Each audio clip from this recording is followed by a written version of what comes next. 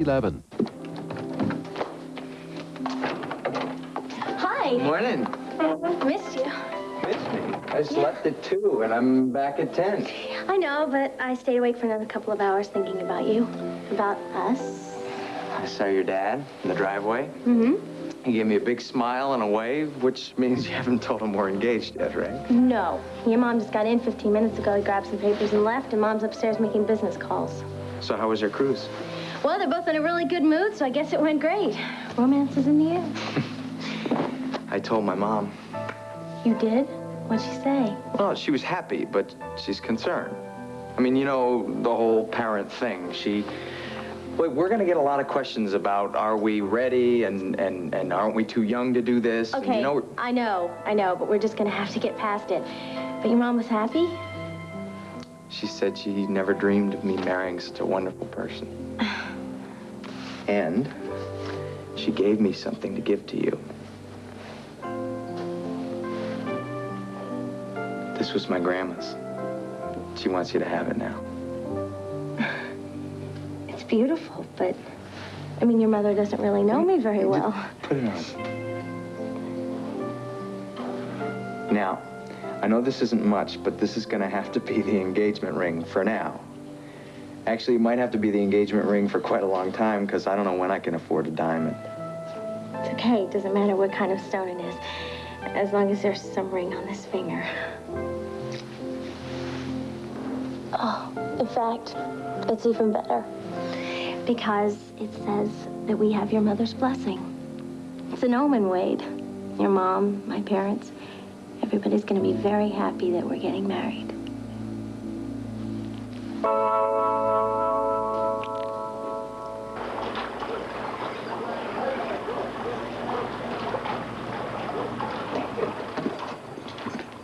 Sarah? Kim? Huh? No welcoming committee, Pa? I guess not. I'll tell you something. I was hoping that Vicky'd be here to meet you. Well, probably just as well as she's in Landview. I don't think she'd be all that happy to hear how good I feel. How good we both feel, having covered that 100-mile trail. Because then I could tell her that I can do it with my old sidekick beside me, and that she can stop worrying about me falling or Okie throwing me. Oh, we did real good, son. I mean, we really did good. Paul, you sound kind of winded. Yeah, son, I'm okay, though. All right, well, I'm gonna call Vicky, check on her, see how the search for the baby's coming, and let her know that despite all her misgivings, we still got here in one piece. That's a good idea. Ah, shoot. Line's busy.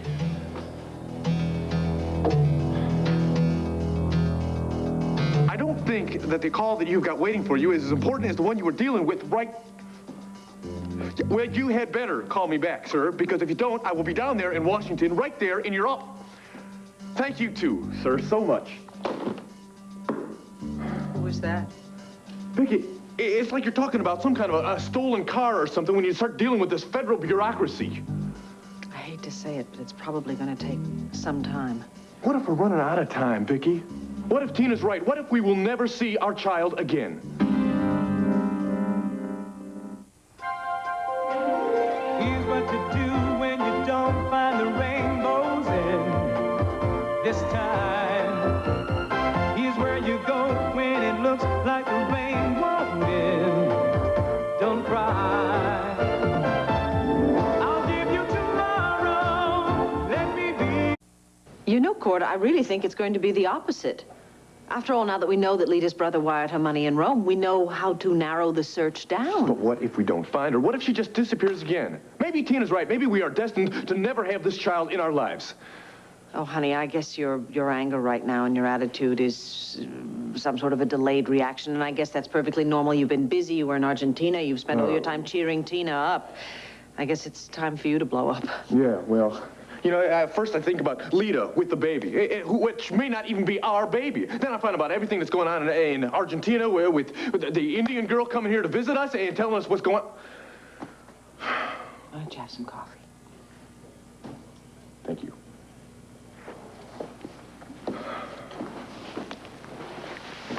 Oh, how is Tina doing? Tina is much stronger today. She's upstairs with Kami, questioning her about every detail of every minute and every hour in the baby's day. Well, that sounds familiar to me because on the plane from Buenos Aires, thanks, all I did was ask the same questions. She told me about the wonderful smile that he has, how easygoing he was. He's obviously a very special little boy, Cord. And I'm quite convinced that you and Tina are going to get him back. Oh, or maybe we're going to spend the rest of our lives chasing this child all around the globe.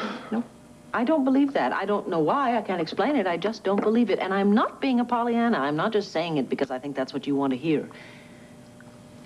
Of course, that's not really good enough for you, is it? You want proof. Yeah, well, not even you can give me that right now. There is something else to consider, you know. And that is that Milagro has somehow always found love. He's always found women who have cared for him and loved him. Even Rollo, as awful as he is, he had Lita, so Milagro had Lita. So what you're saying is I should just let fate provide for my son until Tina and I can do it ourselves, right? I guess so. These all seem to be signs.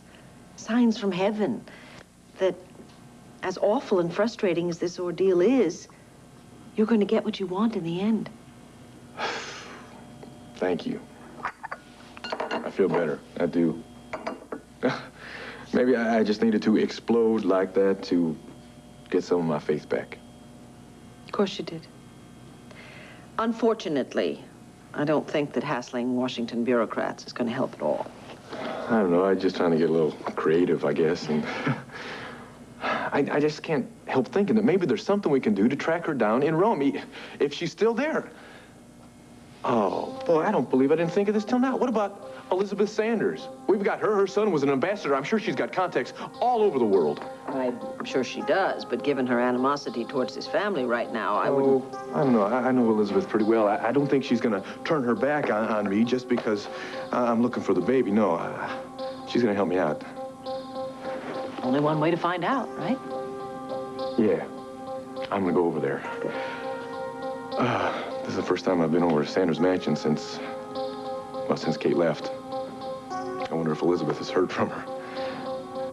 Maybe Kate will, well, I don't know what good it is to think about her now. Thank you. Huh? You're welcome, sweetheart. Good luck. Thanks.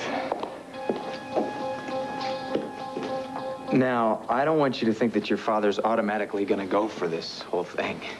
He's going to have plenty of objections, and some of them are going to be valid. Like what? Well, like the fact that I don't make much money, and we don't have a place to live.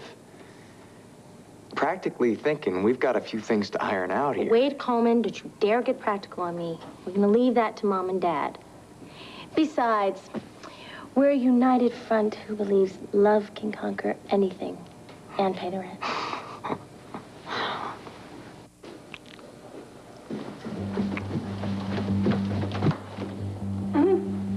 I have great timing. Oh, Mom, hi. Hi, Miss Sanders. Hey. So what is this? I feel like I should look for incriminating evidence. Huh? What do you both look so guilty about? What's wrong? Pa, you want some coffee or something? Pa? Oh, yeah. You know,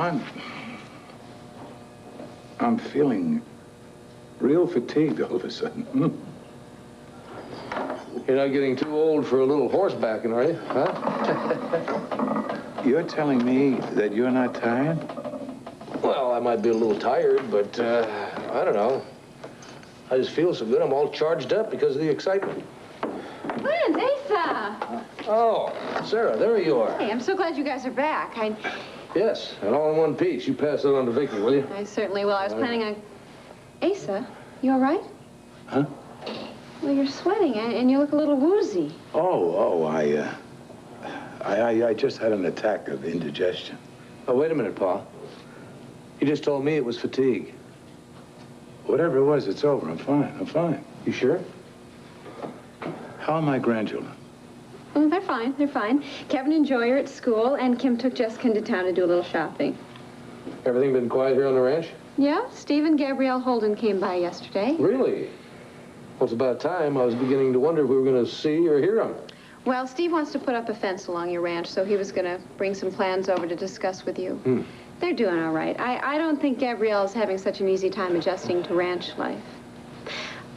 Clint, there is something that happened that you should know about. The barn caught on fire last night. We managed to put it...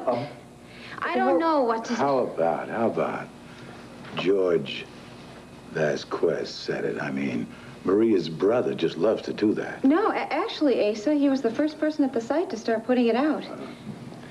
Well, a barn fire is about the worst thing that can happen. I mean, all those horses and everything. How the hell did it get started? We don't know, Clint. Luckily, though, there was only minor damage. Sarah, I wonder if I could ask you a favor, please. Have a glass of ice water. Sure, Asa. Thank you. I'll go out with you. I need some fresh batteries for my tape recorder. I'll be right back, Pa.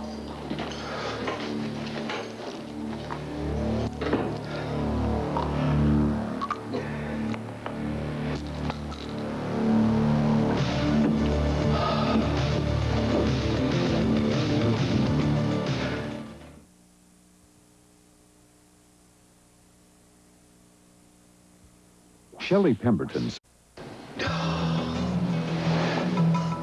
Clint? Sarah? Pa? Asa! What's going on? What the hell is going on? Have a sip. What's going on? Clint, call the doctor. No. Damn it! I'm gonna be okay, Clint. This pill just has to work itself in. A pill? What is it, your heart? Pa, you having a heart attack? Sarah, get on the phone. Clint, I'm not having a heart attack. I'm having a spell. The pill works very fast. I should have taken one when we came in. Pa, just stop talking. Try and relax. Just breathe. Yes, this is the Happy Horse Ranch in Valhalla. We need an ambulance. Sarah, hang up. I swear I really will have a heart attack. Now, Pa, don't be a damn fool. Clint, listen, just call Dr. Barnum, not an ambulance. Clint? I guess. Look, forget it. 555-2900. Pa, you feeling any better? Yes, my Yes, heart is easing up. It was racing a little. Clint's father is... Maybe it had something to do with riding a horse hour after hour after hour, huh? Thank you. Dr. Barnum. Maybe this race I'm so determined to be a part of is going to end up killing you. All right, thank you. Goodbye. He said he'd be right over. He said for you to stay put and try to stay calm. I'm calm. I gotta start worrying about my son here. Ooh. You're not riding that 100-mile ride with me, Pa. And I've been a stupid, arrogant fool to even expect you to. So suddenly Cord and Tina have reason to hope again, huh? Yep, they do. Well, I'm very pleased to hear that. If there's anything at all I can do to help, just say the word. Thank you. I think, unfortunately, at this point, it's all out of our hands. Would you like coffee? Well, that'd be very nice. Well, then I have to get over to WVLE. Oh, tell me, how's Clint? Far as I know, he's still out riding the range, pretending to be a cowboy, along with Benedict Arnold, his father, who I sent to Arizona expressly to talk him out of this stupid race. Thank you. Well, you certainly do have your share of problems, don't you, I'm all Vicky? right. I'm okay. So, I want to hear all about the cruise with Lee. Huh. Yeah, it was fine. It was fine, that's all it was? Fine? Well, Well, come on, what is it you're not saying? Come on. well, to be honest with you, Vicky, the time we spent together on the yacht was nice, very nice. I think it brought us a little closer together, in fact. How close? I'm sorry. No, that's all right. This is good practice for me, for the grilling Mary Lynn's going to give me on this. Well, we went dancing, we dined, of course, and then we went dancing. I already said that, didn't I?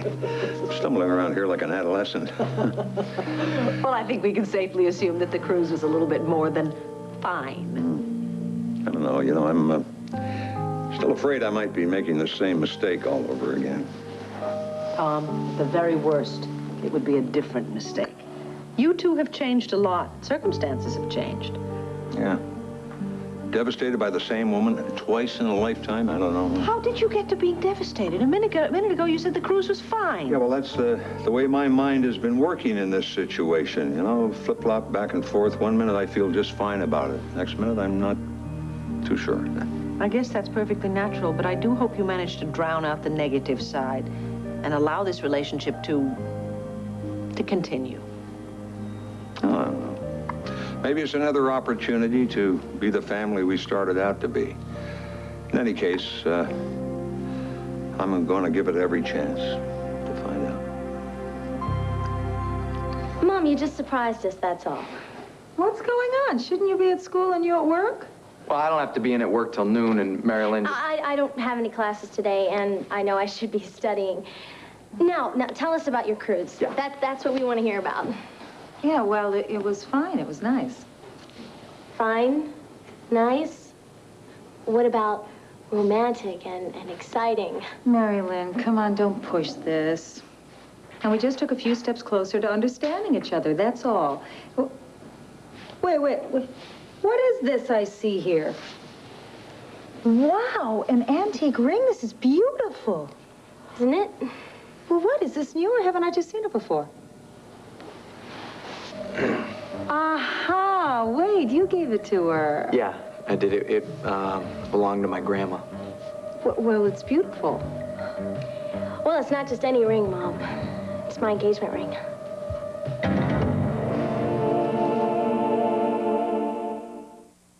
Feeling good about yourself. So I did notice what finger it was on. I just didn't think it really meant that. Obviously, I was wrong. Whoa. So, when'd you guys get engaged? Last night. Well, you and Mr. Dennison were away. It just sort of happened. We just decided we wanted a fully committed relationship. And we know what you and Dad will probably say. But we're going to be fine. And don't worry about money. We can overcome that. We just wanted to get married. Now, hold it. Yeah, so this is why you guys look so guilty. Well, yeah. I mean, it's a major event, and we were a little worried about telling you. But it looks like you're taking it pretty well. I mean, my mom responded the same way. You do think it's a good idea, don't you? Well, no, actually, I didn't say that. I think it's rather ludicrous. And if you guys thought it was really appropriate, you wouldn't be looking as guilty as you are right now. So why don't we... Look, why don't you take this ring as sort of a token of a commitment and leave it at that, and then we can all go back to feeling really comfortable about everything. Oh, my God, you're serious. Please. Look, please don't do this. This really isn't necessary. Unnecessary? Well, I don't mean that. I just mean we were all starting to settle into this routine. Mom, we are talking about spending the rest of our lives together, and you're talking about some routine? No, I don't mean it that way. What I mean is, well, look, what's wrong with your relationship now? Could we just have a moment to talk, Marilyn? Is that okay? You want to? Yeah. Well, okay, all right. I'll be in the kitchen. Okay. Okay. Okay, look, Wade, I feel sort of responsible for this. Now, I know we had that talk and that I told you I was really happy you were with her and that you're a really great guy and you're really good for her, but what? What? Did you think that was a green light to just jump into this marriage? No, I didn't. I wasn't even thinking marriage either until she brought it up, but she loves me, and I love her, and I could take care of her.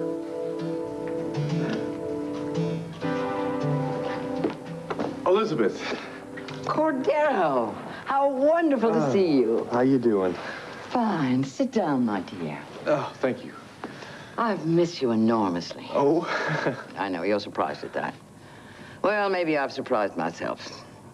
But I got used to smiling young faces in this house. Got accustomed to seeing young love in the atmosphere. You know, Court, even with all your problems, I always believed that you and Kate would marry, have your own children, and I'm sorry. Obviously, this is still a difficult topic for you. Well, I think it first hit me when I pulled up the drive. Anything you're saying now, it's not, Listen, have you, What? Nothing. Never mind. Heard from Kate? No. Yes, I mean, I was gonna ask that. Maybe I don't need to know. See, so much has happened to me lately. Actually, that's why I'm here. I need to ask you a favor. What's the problem, and how can I help? Well, I'm sure you've heard of this Rollo Fernandez character. He's the man who supposedly had our child and was trying to ransom him back to us. Yes, but the last I heard, his companion had run off with the baby, and you weren't even sure it was yours. Well, it is our son. We've got the proof now. See, it's a long story, Elizabeth. This inspector from down in Buenos Aires, he introduced me to this woman from the Argentinian jungle, and I brought her back here with me to Landview. She's the woman who helped Tina when she was in labor. Good Lord. Yeah, well, to make a long story short, Rollo's partner, this Lita Caballero woman, has last been placed in Rome with the baby. Now, we've been asking for all kinds of help out there, but nothing seems to be happening. I mean, the Italian authorities are helping us with the airports and watching there and all that stuff, but... And you're wondering if I have any contacts in government who can apply pressure if necessary. That is it exactly, Elizabeth. Now, if it's too much to ask, I understand. No, my dear, of course not. I'd be glad to do it. Now, you just stay here and make yourself comfortable. If there's anything you need, ring for Payson. I'll go into my office, get out the old VIP phone book, and make some calls. Oh, thank you so much. Oh, Cord. I did get a letter from Kate just yesterday. She talks about you and her life now. I don't know if it will help for you to read it, but surely it can't hurt you any more than you already are. It's lying right there on that desk.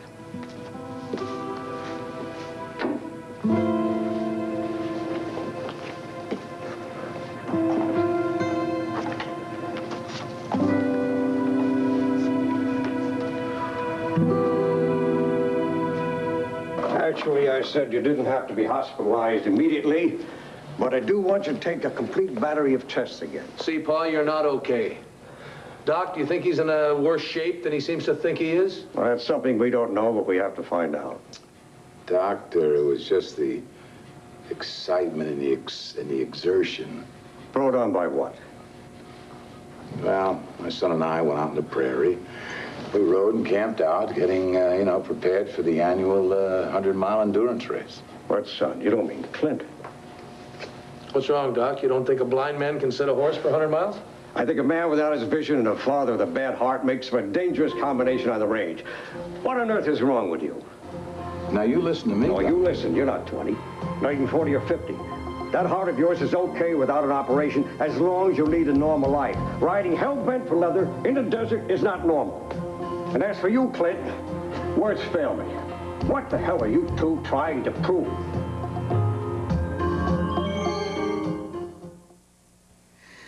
I'm stuffed.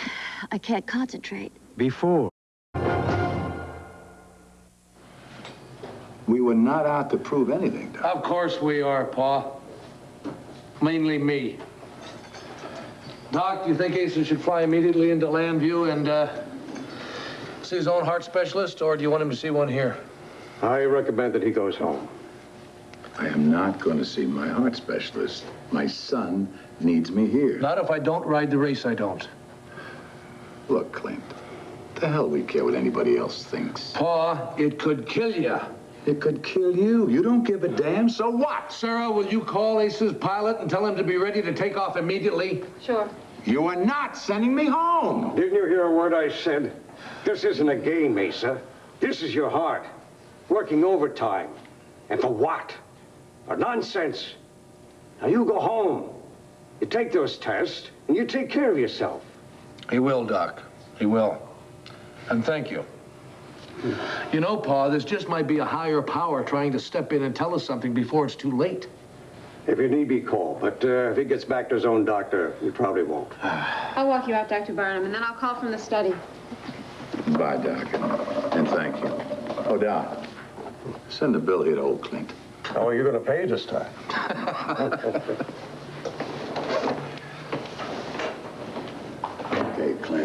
Now that we've assured Doc, I'm going to stop Sarah from calling my pilot. No. You're going back to Landview, Paul, and don't try arguing with me. I want you to sit down and listen very carefully to what I have to say.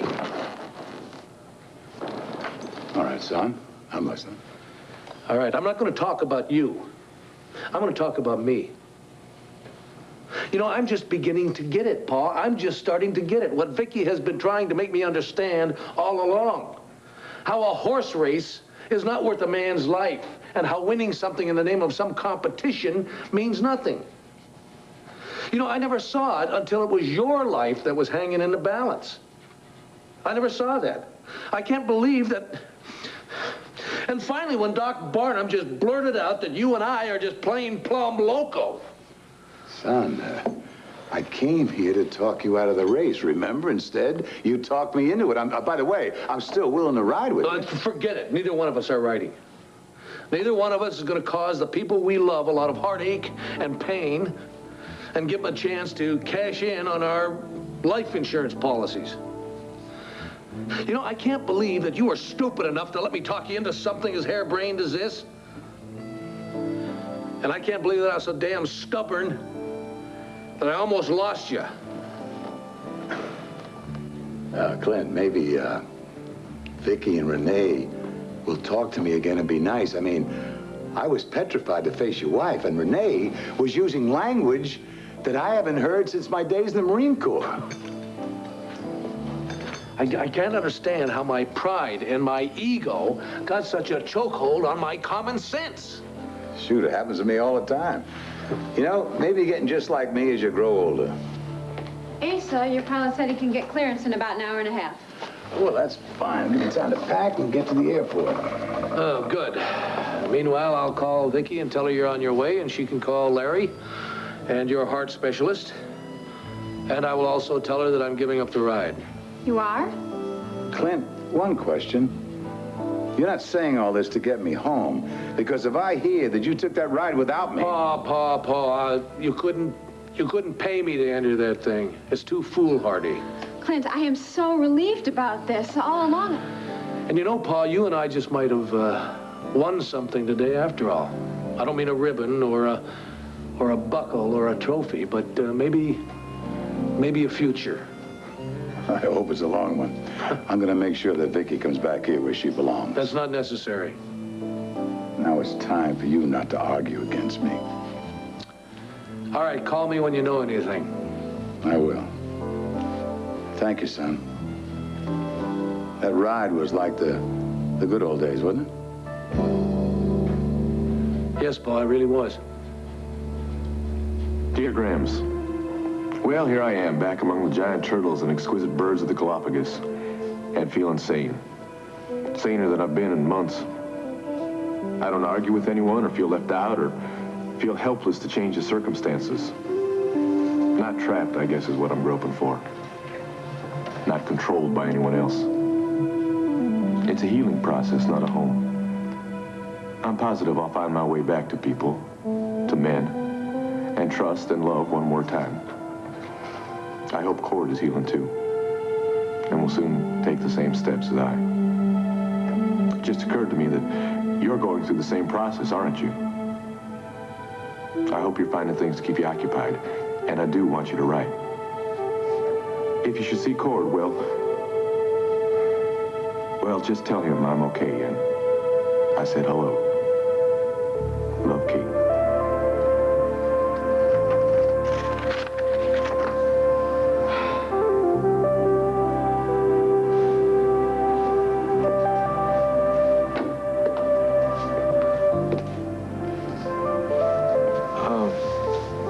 She sounds like she's doing all right. At least like she's getting there.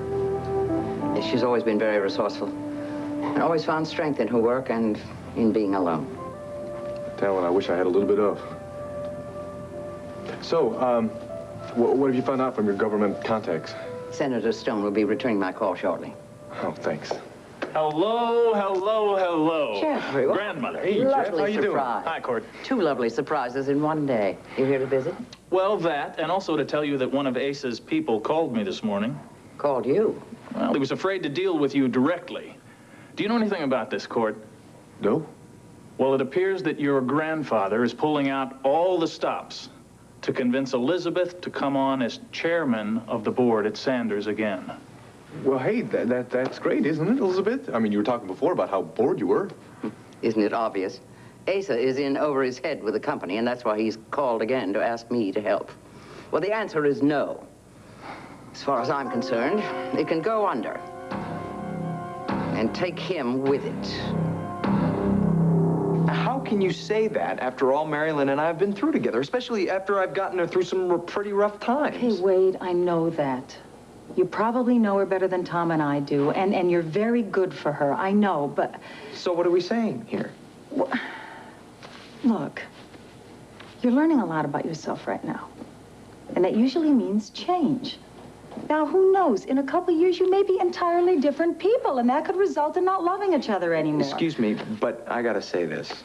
You're thinking about yourself. You're thinking about your own experience where you married Mr. Dennison and your feelings changed and then all the problems started. No, I'm not talking about that. Only would you look at the divorce rate in this country? That's what I'm talking about. I don't want to look at the divorce rate in this country. I'm talking about me and Mary Lynn. Look, we trust each other, we respect each other, and we love each other. What? Look, everything I say to you, you have this wonderful answer for. Okay, look, I'm not even going to start on money. Because we know her father will cover that issue completely. I'm sure he will. Okay, but let me just throw this one thing at you, okay? And I really don't want to be cruel about this, but just remember, when you met Mary Lynn, she was going to run off to Europe with Rick. Why? Because she loved him and she wanted to marry him. We're not like that. I don't know what else to say to you. Okay, look, you know what I'll do? I'll make a deal with you. I'll go along with this.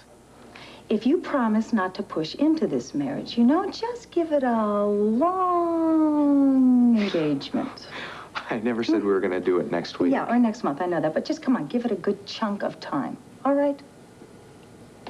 Yeah, I'll do that. Okay. I can't stand it anymore. How's it going? Okay. Listen, I'm going to be late. And your father will have my head, and I don't want to start that way when I'm about to tell him I'm going to marry his daughter. Look, tell him only if you think it's all right. Right. That could be the year 2000. Well, is it okay with you, Mom? We'll talk. No, look, I really have to tell him because I can't look him in the eye if I don't. I love you. Love you too. See ya. Yeah. Hey, why don't you tell him the part about that long engagement first? I think that's a good way to do it. Good idea. Bye. Bye. Long engagement? What did you make him promise?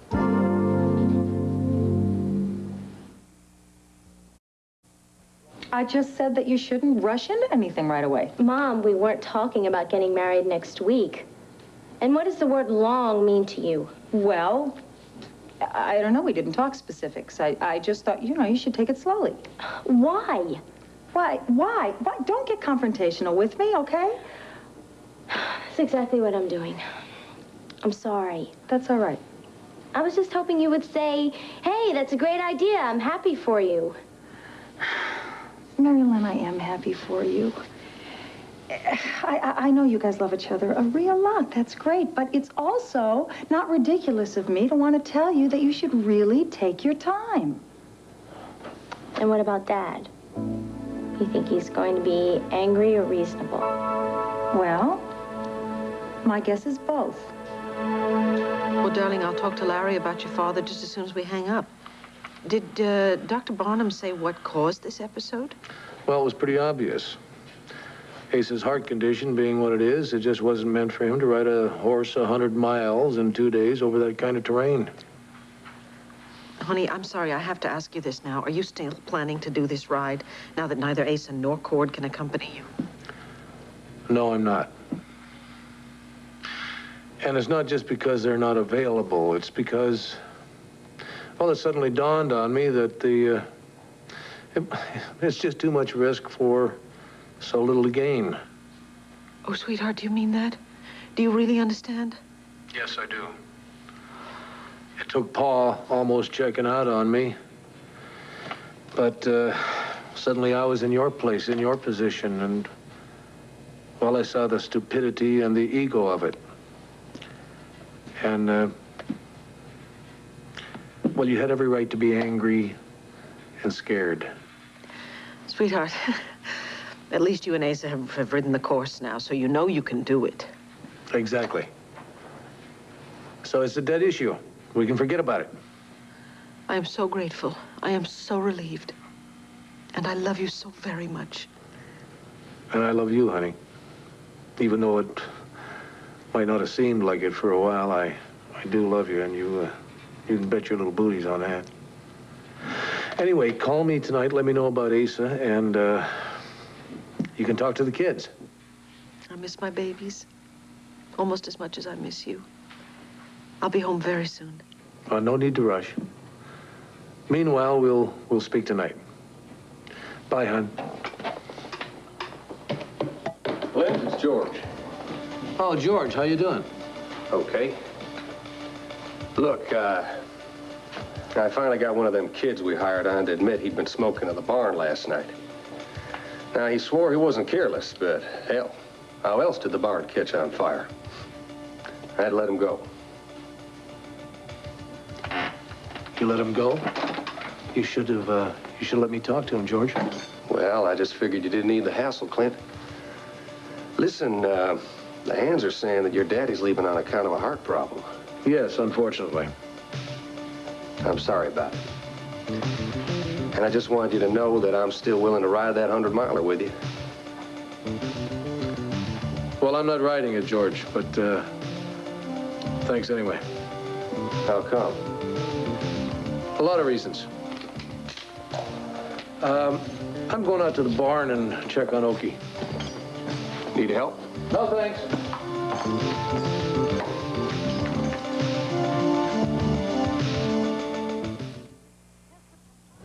I used to have all different kinds of pain relievers in my medicine cabinet. But when I went in the hospital, my doctor gave me Tylenol. It took care of the... Yeah, Vicki, thanks. Yeah, I'll be in touch. Bye-bye.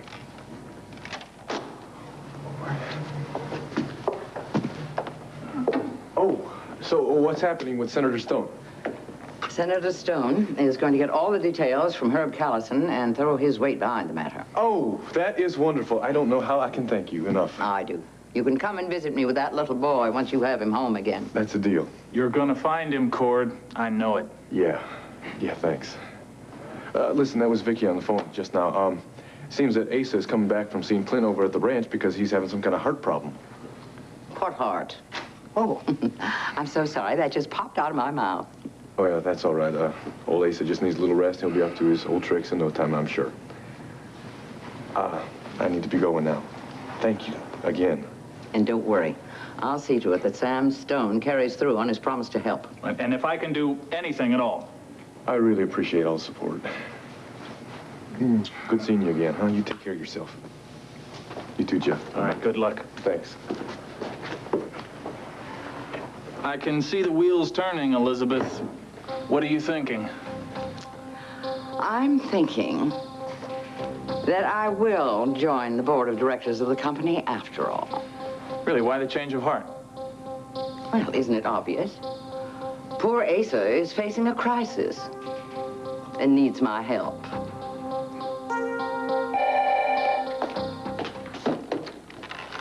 Hello? Hi, kitten. Dad, is something wrong? Oh, no, sweetheart. I just thought I'd call and say something a little more than hello and goodbye, like I did this morning when I was in such a rush. Oh, that's nice. How are you? Mom said you had a wonderful time. She did? Yes, we did. We had a lovely time. And I suppose you got along all right without us, huh? And I suppose you were happy to have the house to yourself. And with Wade, of course. Yes, it was very nice. In fact... Hello, sweetheart. You still there? Yeah, I'm still here, Dad. Could you be extra nice to Wade when he comes in today? I'm always nice to Wade. Why should I be extra nice? Well, because he's the man I'm going to marry. We're engaged. Dad?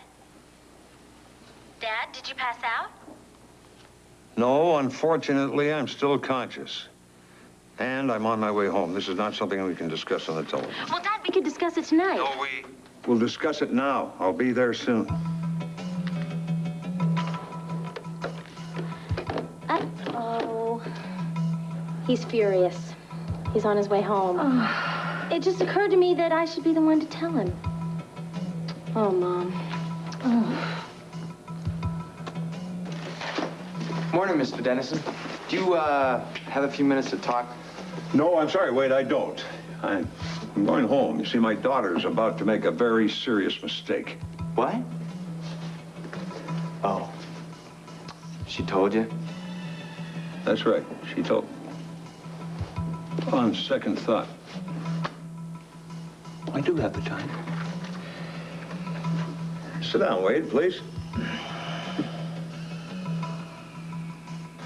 Well, Okie, I'll tell you what. I got something to tell you, boy. It kind of breaks my heart, but you and I aren't going to be making that ride. It just doesn't make any sense. Besides, Vicky's been mad as a little wet hen at both of us, so... Damn it, I still want to do it, fella. I mean, I know better, but I still want to do it. Why, I wonder? Maybe it has something to do with not wanting to be dependent on other people. Maybe if you and I just saddled up and went for a ride all by ourselves out on the desert. Just you and me. Maybe that'll get it out of my system.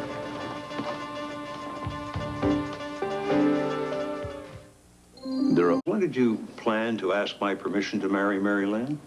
Well, actually, sir, we've already made our decision. Oh, yeah? Just like that, huh? I'm sorry you had to find out by her telling you on the phone. I didn't really want it to happen that way. I see. How was I supposed to find out, Wade? Was I, going to get an invitation in the mail? Is that it? No, sir. I mean, I came in here to tell you myself in person. You came in to tell me, huh? Look, I'm sorry you feel this way, but Marilyn and I are very happy together, and we're going to be married as soon as possible. Like hell you are. I still cannot believe that Kellogg thought he could get away with giving her an overdose of electric shock treatment. He was a desperate man. Melinda was the only witness to his crime. He was determined to either wipe her memory clean or kill her. Well, I remember everything about the murder. It's just the episode in the ECT room that I'm unclear about. Well, it's over now. The best thing to do is put this whole thing completely behind you. Well, that sounds like good advice, but not coming from a special prosecutor. How so? Melinda's a witness. What she does or doesn't remember could be vital to this case. Well, as it is now, Mr. Coronel, there is no case. My father was murdered, and I am not going to stop asking questions until I know exactly what happened.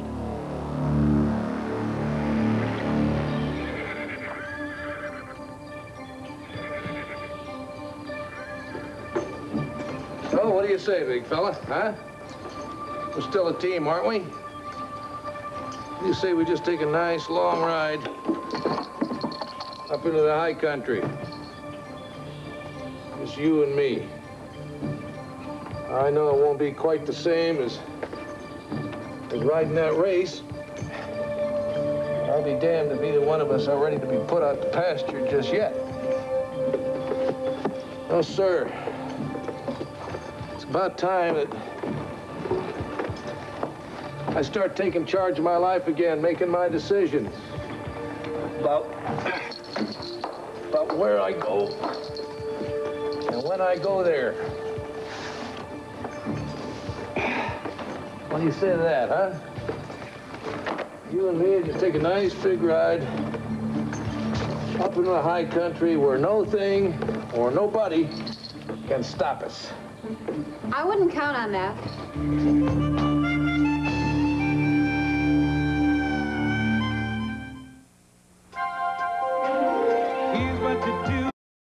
So, I trust that you got one of the hands to ride along with you.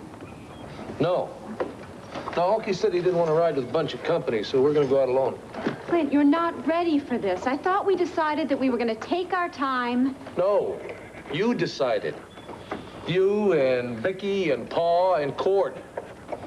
I'm tired of letting other people make my decisions for me. We happen to care about you. Well, then you got to start trusting me that I know what I'm doing. Now, look, Sarah, you spent a lot of time teaching me independence. It's time to let go. I have got to make this mine again. Horsebacking is my life. It's where I started. And I promise you will ride again, but not... But not by myself, right? Not yet. It's too soon, Clint.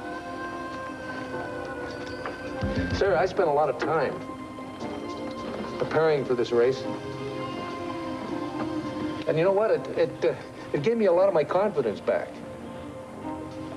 I mean, I could see, in my mind, I could see every inch of that trail. It got to where I was even dreaming about it. I know how much it meant to you. I used to brag that I could ride that 100 miles with my eyes closed. It is not fair of you to ask me to stand here and do absolutely nothing while you go out and endanger your life. Then you are missing the whole point. Because it is my life, Sarah. It's my life. And I'm not going to sit around any longer and let other people make my decisions for me. Hell, I take a risk every time I turn my head. But do you think I'm going to sit around stock still just because there's a bullet fragment up here that might shake loose and kill me? Clint, why do you have to go riding today?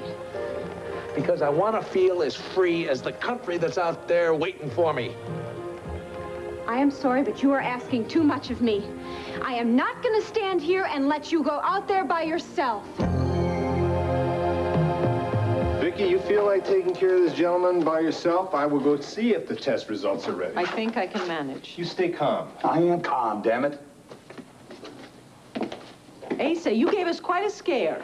Oh, it's just a little pain in my chest, was all. Yeah? Well, a man in your condition has absolutely no business going to practice for a 100-mile horse race. You're as bad as Clint. I take that as a compliment, Vicky. That boy of mine's got spunk. Which is why you were going to help him with this race? The ride could have killed him.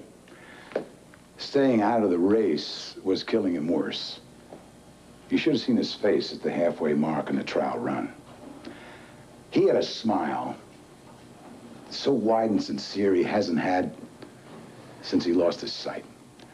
I did right by my boy, Vicky. He may never see again, but I tell you what I did. I made him a whole man once more. For heaven's sakes, both of you must think that I'm totally unfeeling or that I'm blind myself. I know just how much this race meant to him. But the problem is, he put his self-assurance and his pride ahead of everything we have, including our children. And I can't condone that. Besides, it's a moot point now. I talked to him this morning. He's not going to enter the race. That's my point. What's he got left? I am not going to pretend that I am unhappy that he's quit this race. But I do know how hard it was for him to admit defeat. I heard the sadness in his voice. Then why the hell are you babysitting me? Clint needs you now. I'm here because he's worried about you. I appreciate your concern. But Clint's self-esteem is very low, and my gut tells me that if somebody doesn't stop him, he's going to go on some damn fool quest to prove himself again.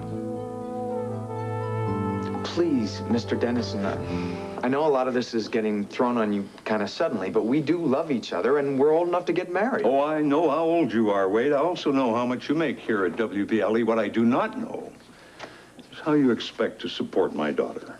Oh, I'll get a second job. We're going to work it out. Oh, I see. She's at college, right, Wade?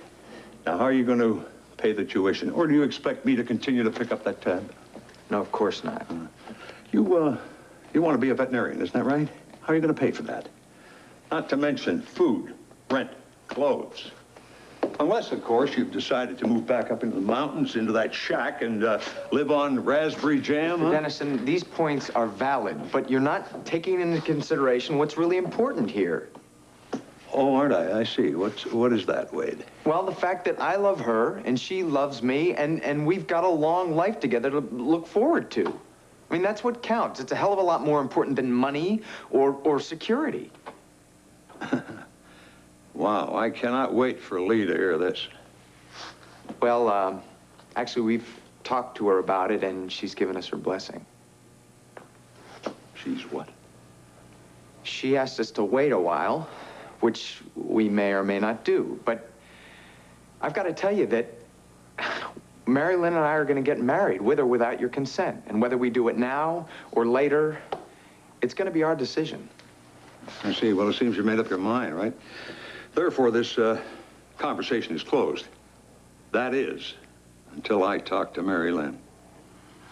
I wish you didn't tell him on the phone, Mary Lynn. I wish you waited till he got home. Mom, he can't say no to this marriage. I'm not going to let him stop it.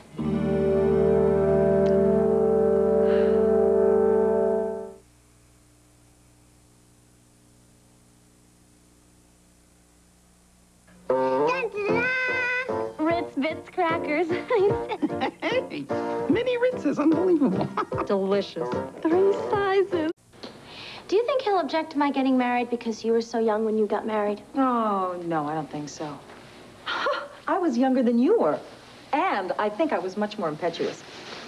No, I don't think so. I didn't tell you, but I was the one who proposed to Wade. What? You did? Yes. I couldn't help myself. It just sort of popped out. Well, that was pretty courageous. Brother. Because I remember when I met Tom, you know, I thought he was going to be this safety net that I could fall into, and I just wanted to jump right in so I could feel protected. But I couldn't ask him. It was a different time then. I had to wait for him to pop the question. What was it like? Was it romantic? Well, sort of. He brought me these flowers. He brought me a bunch of carnations. I told him those were my favorite. So, the scene was set for this perfect proposal. There was only one problem. Tom had never bought a bunch of carnations before, and he didn't realize that he was allergic to them. You're kidding. No, I'm not kidding. He sneezed through the whole thing. I didn't even know what he said. I just said yes in case he did say it. Well, you see, Mom, you were happy once. And that's all Wade and I want. A chance to be happy. Mary Lynn, I know. I want you to be happy, too. I really do. But it's just that you've got to realize that things don't always turn out the way you want them to. So if Tom objects to this, I'm not saying he will, but if he does, it's probably because he remembers that happiness can turn to pain like that. Well, you see, Mom, he would rather live in the past than see me happy. No, I don't think that's true. Yes, it is true. And I wish that I had never told him. What? And I wish that Wade and I just eloped. Okay, wait, don't you dare walk out. Because if you want him to understand that you love Wade, you better stay here and make him understand. Look, I understand why you're upset, Rob. Kellogg is dead. We have to face the fact that we may never know what happened on the day that your father died. Well, I'm not convinced of that. Neither should you be. How do you know that Kellogg is the only one in on this? Because there is no hard evidence that implicates anyone else. Then maybe you're not doing your job very well. Rob, wait, calm down. Now, Mr. Lamar, how about the fact that Dr. Kellogg just stood by and watched this whole thing take place? Now, wouldn't the man that actually did the strangling, wouldn't he be an accomplice? Yes, obviously, Cassie. Wait a minute. Are you saying that he hired a hitman? Well, that's a strong possibility, Rob. After all, it was the mob that your father was running from. So how do we track down a hitman? Well, in my experience, it's almost impossible. The hired killers have no contact with the crime. It's very difficult to tie them into a motive. What if Melinda could identify the guy? No, his back was to me when I walked into the office. I didn't see his face. Well, that's not a whole lot to go on. It sounds like a dead end. Why don't you open your eyes to the possibility that there could be other killers involved here? Hey, wait a minute now. Wait. What is it? Whitney, she said something. Whitney, the patient at Mountain View. The one who showed you the grave? Yes. She said that Dr. Kellogg wasn't the only person to bury Alex. She said that someone... Wait a minute. Now I remember. She said two. There were two people. Whitney said that two people helped Kellogg bury Alex's crown.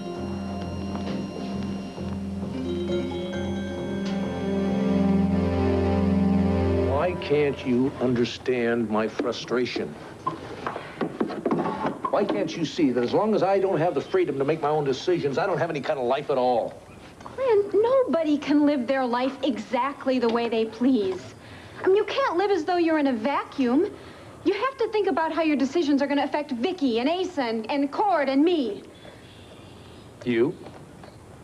Yes, me. Because I happen to care about what happens to you. We all do. Because we're a part of who you are. So what am I supposed to do? Just hang up my spurs? That's not what I'm saying.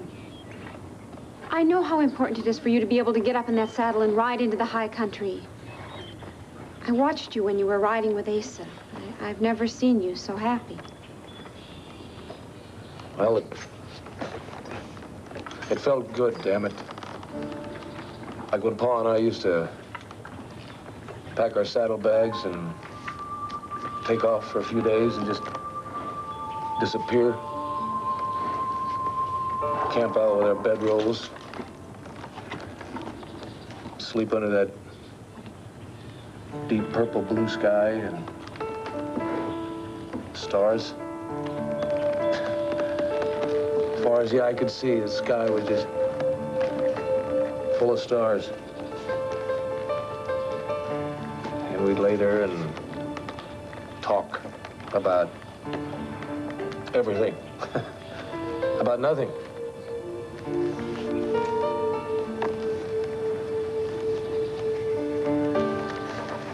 I promise that you will have nights like that with Kevin and with Joey. But not if you insist on proving something that doesn't need proving now.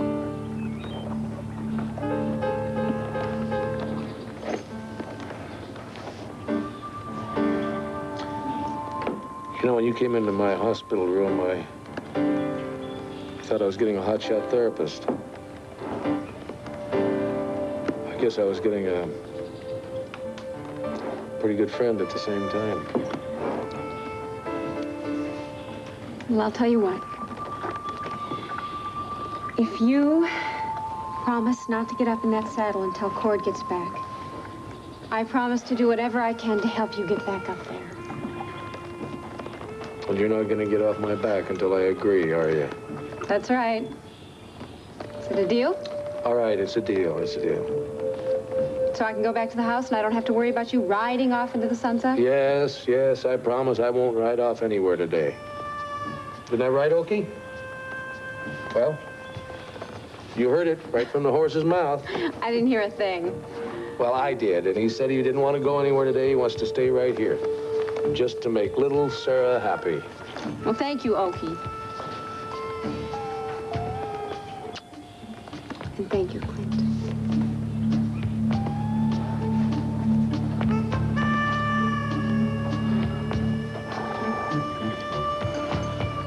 Well, Okie, you know that we gave our word that we weren't going to go riding anywhere today. And we're both men of our word.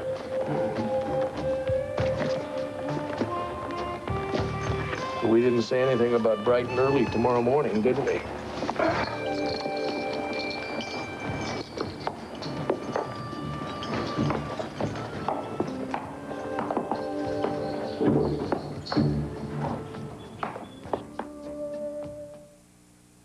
Melinda, these two men that Whitney saw, can she identify them? No, she said it was too dark. Well, then we're right back where we started. Wait a minute. Now you're saying there are two hitmen? Rob, your father was a government witness. I'm sure he made a lot of enemies along the way. Fine. So now we have a motive. Look, dealing with the mob is no easier than trying to find a faceless hitman. I can't figure you out. First you want a motive. Then we come up with one, but you won't move on it because we're going to be dealing with mobsters? Rob, please, will you calm down? Not till I figure out what his problem is. All right, I'll tell you what my problem is. I am faced with a murder that was committed by a man that nobody can identify. Now, the man who set up Alex Crown's demise is dead. Now, you want me to accept two new accomplices based on testimony given by a seriously disturbed patient. I want to see justice done just as much as you do, but all I've got to go on is hearsay and extremely unreliable information. That's my problem, Mr. Coronel.